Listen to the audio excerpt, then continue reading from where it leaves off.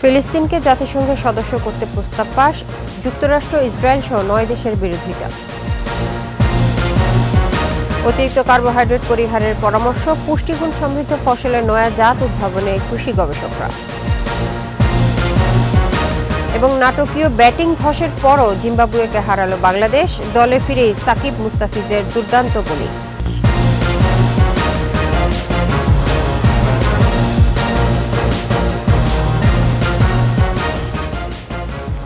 শুনছিলেন press security ইসলামী bank PLC সংবাদ শিরোনাম। আমন্ত্রণ সকাল 9টার 21 সংবাদে। আপনাদের সঙ্গে থাকছে ইসরাত জাহান। দর্শক, 21 টেলিভিশনের সংবাদ একই সাথে সরাসরি দেখতে পাবেন আমাদের ফেসবুক পেজ www.facebook.com/2124 অনলাইনে। উল্লেখযোগ্য খাবারের মূল উপাদান মূলত কার্বোহাইড্রেট নির্ভর। দীর্ঘ সময় কাজ করার জন্য এটি উপাদেয় হলেও তা পরিহারের পরামর্শ পুষ্টিবিদদের। স্টেপল ফুডের পাশাপাশি তাই দরকার প্রোটিন ও সবজি। সেসব বিবেচনা করে ফসলের নয়া জাত উদ্ভাবনে নজর দিয়েছে কৃষি গবেষকরা। স্টেপল ফুড নিয়ে মফির রহমানের ধারাবাহিক প্রতিবেদনের আজ দেখুন শেষ পর্ব।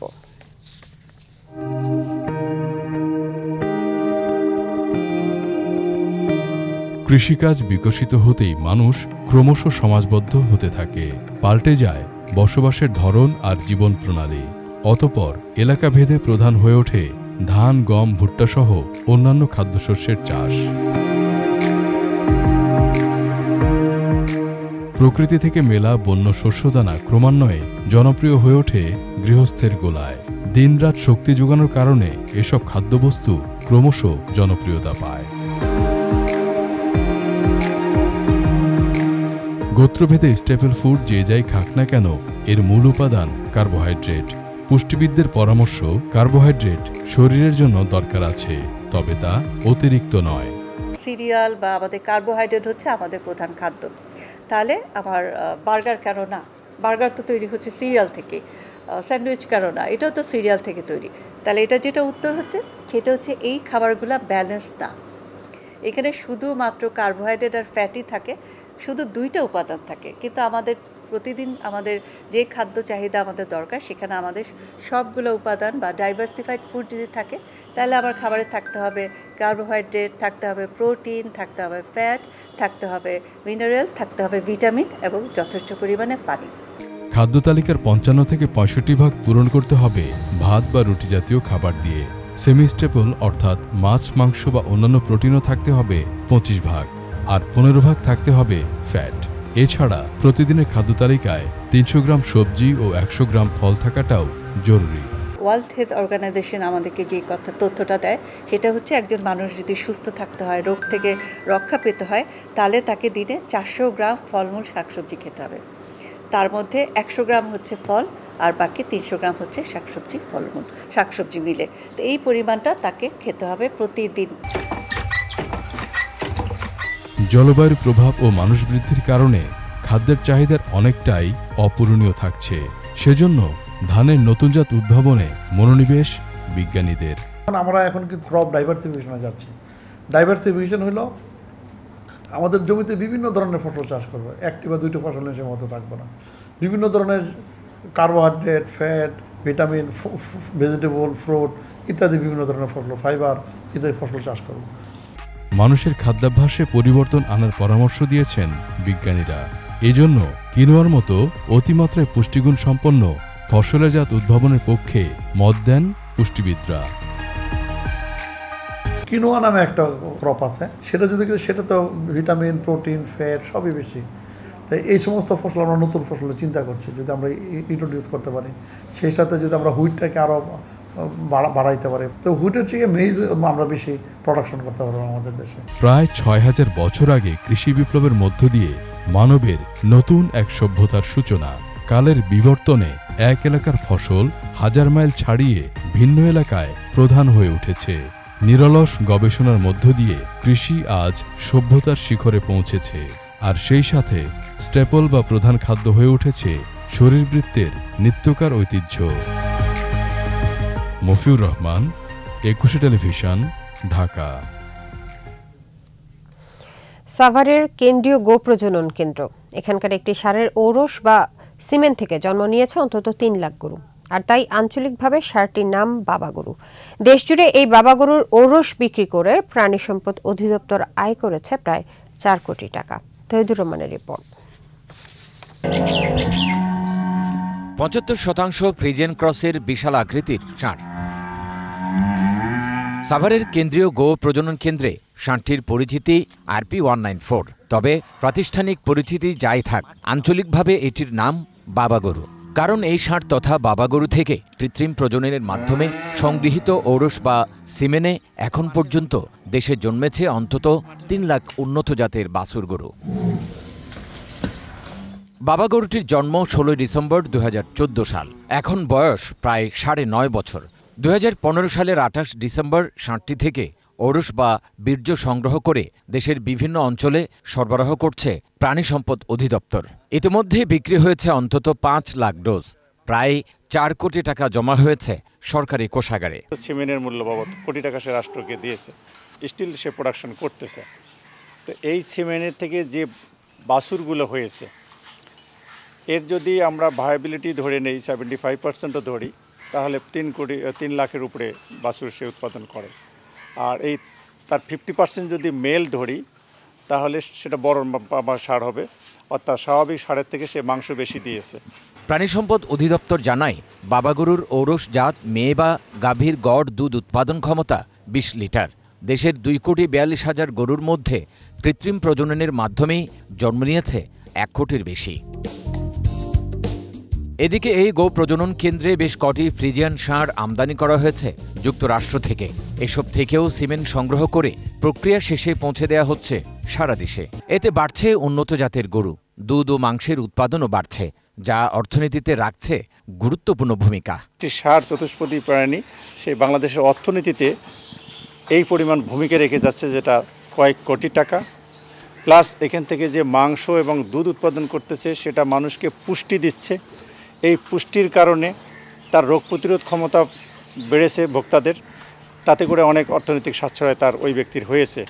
মাংস ও দুধের উৎপাদন আরও বাড়াতে সরকারের পাশাপাশি ব্যক্তি খাতকেও জোরালো ভূমিকা রাখার পরামর্শ দিচ্ছেন অর্থনীতিবিদরা। আমাদের দেশে যে ব্যক্তি খাত আছে, তারাও খুবই ডাইনামিক, তাদেরও সোর্স অফ আছে, রিসোর্সও আছে, তারাও এটাকে করতে পারবে, তাদেরও নেটওয়ার্ক ডেভেলপ করে গেছে অনেকাংশে। এখানে প্রতিযোগিতা হওয়াই ভালো, এখানে পরস্পরকে সহযোগিতাও দিতে পারে, সরকার চাইলে অবশ্যই তাদেরকে সহযোগিতা দিতে পারে। যে ধরনের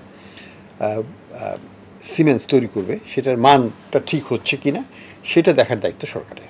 মূল্য নির্ধারণটাও একটা মোটামুটি সহনীয় পর্যায়ে রাখা, সেখানে সরকার কিছুটা হস্তক্ষেপ করতে পারে, যে ঠিক আছে একটা ম্যাক্সিমাম প্রাইসে এত বেশি হতে পারে না। বর্তমানে বিদেশি জাতের হোলস্টাইন ফ্রিজিয়ান এবং শাহওয়াল সহ বেশ কয়েকটি দেশি জাতের গরুর কৃত্রিম প্রজনন করা হচ্ছে। তৌহিদুর রহমান, ২১ টেলিভিশন, ঢাকা। দারুণ শুরুর পর নাটকীয় ব্যাটিং ধস, তবে অল্প পুঁজিতেও সাকিব মুস্তাফিজের দুর্দান্ত বোলিংয়ে টানা ৪ ম্যাচেই জিতল বাংলাদেশ। বাংলাদেশে ১৪৪ রানের জবাবে জিম্বাবুয়ে অল আউট হয় ১৩৮ রানে। সাকিব ৪টি ও IPL থেকে ফিরে মুস্তাফিজ নিয়েছেন ৩ উইকেট। নিচ্ছে সংবাদ বিরতি, যখন ফিরছি তখন অন্যান্য খবরের সঙ্গে আরও থাকবে। দেশি প্রযুক্তির মডেল ঘরে পেঁয়াজ সংরক্ষণ, সুফল পাচ্ছেন পাবনার কৃষক।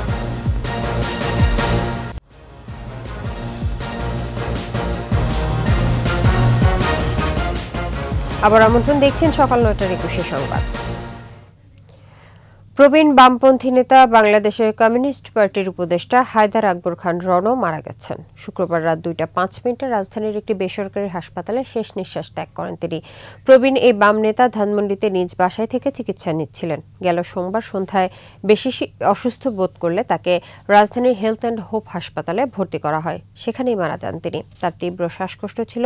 মার্ক্সবাদী তাত্ত্বিক হায়দার আকবর খান রণ পূর্ব পাকিস্তান ছাত্র ইউনিয়নের সাধারণ সম্পাদক ছিলেন। তিনি মহান মুক্তিযুদ্ধের অন্যতম সংগঠক। তিনি একাধিক বইয়ের লেখক।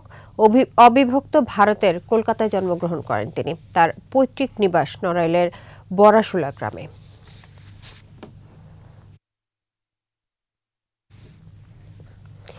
গাজীপুরের ঢাকা টাঙ্গাইল মহাসড়কের বাইমাইল এলাকায় পিকআপ ভ্যান চাপায় 2 মোটরসাইকেল আরোহী নিহত হয়েছে। গুরুতর আহত হয়েছে আরও একজন। ঢাকা টাঙ্গাইল মহাসড়কের কোনাবাড়ির বাইমাইল এলাকায় শুক্রবার রাতে দুর্ঘটনাটি ঘটে। পুলিশ জানায় রাতে কোনাবাড়ি থেকে 3 জন একটি মোটরসাইকেলে চান্দনা চৌরাস্তার দিকে যাচ্ছিল। মোটরসাইকেলটি বাইমাইল এলাকায় পৌঁছালে পেছন দিক থেকে একটি পিকআপ ভ্যান মোটরসাইকেলটিকে ধাক্কা দেয়।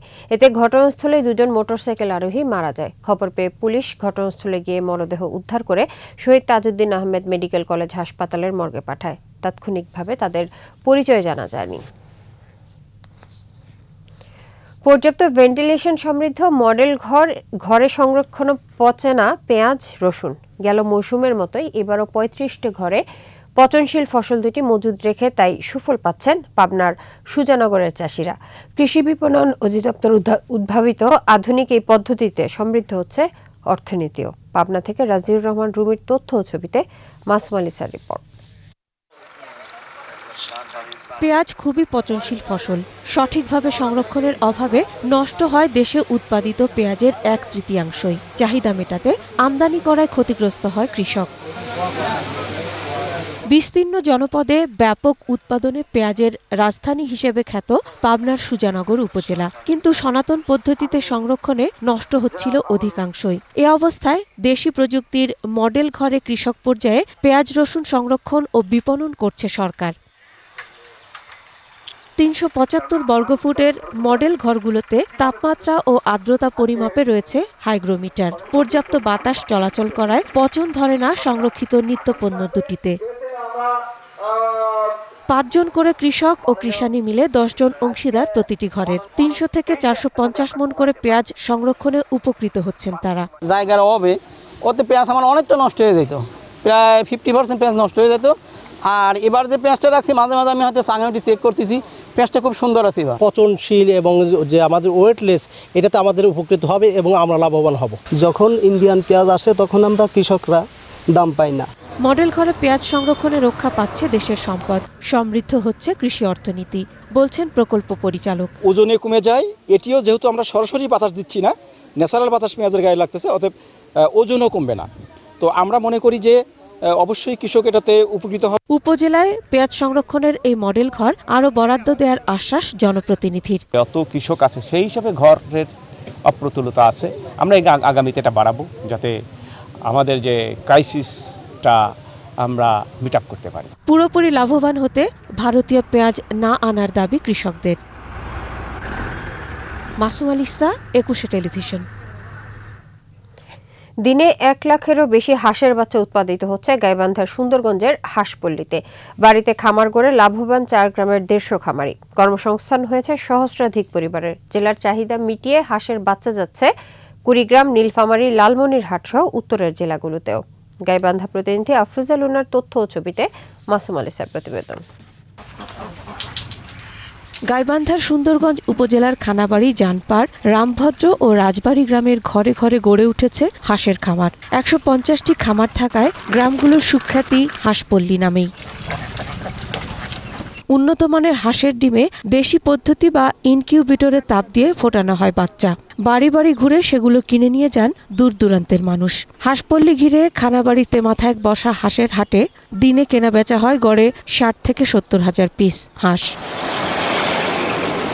মানভেদে প্রতি পিস বাচ্চা 5 থেকে 7 টাকায় বিক্রি করে একজন খামারির মাসে লাভ 30 থেকে 50 হাজার টাকা। আমরা হাঁসের বাচ্চা ফুটাই, হ্যাচারি আগে অনেক সমস্যা ছিল, এখন হাঁসের বাচ্চা ফুটে অনেক ভালো আছে। বাচ্চাতে আপনার মনে করেন পার বাচ্চা 5, 7, 8 টাকা পর্যন্ত থেকে উৎপাদন করি, বাচ্চা বের করি, এখান থেকে বিক্রি করি। আমরা খুব ভালো 50 থেকে 60 হাজার বাচ্চা ডেলিভারি হয় এবং দেশের বিভিন্ন স্থানে। 10-15 দিনের বাচ্চাগুলো নিলাম, তো এখানে বাচ্চাগুলো নিয়ে গিয়ে আমি খামার করব।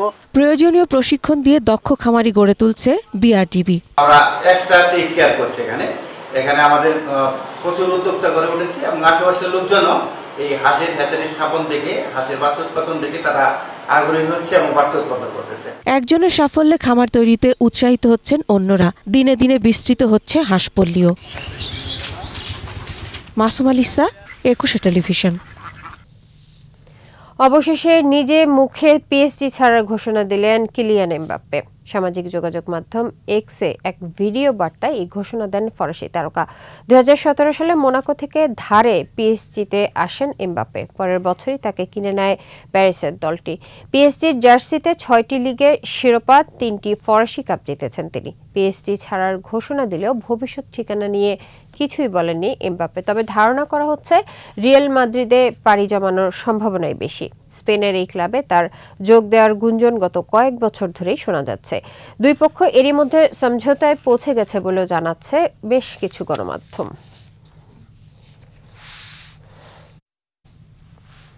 আর এর সাথে শেষ করছি সকাল 9টার 21 সংবাদ। তবে যাবার আগে ফার্স্ট সিকিউরিটি ইসলামী ব্যাংক পিএলসি সংবাদ শিরোনামগুলো আরও একবার। ফিলিস্তিনকে জাতিসংঘের সদস্য করতে প্রস্তাব পাস, যুক্তরাষ্ট্র, ইসরায়েল সহ 9 দেশের বিরোধিতা। অতিরিক্ত কার্বোহাইড্রেট পরিহারের পরামর্শ, পুষ্টিগুণ সমৃদ্ধ ফসলের নয়া জাত উদ্ভাবনে কৃষি গবেষকরা। এবং নাটকীয় ব্যাটিং ধসের পরও জিম্বাবুয়েকে হারালো বাংলাদেশ, দলে ফিরেই সাকিব মুস্তাফিজের দুর্দান্ত বোলিং।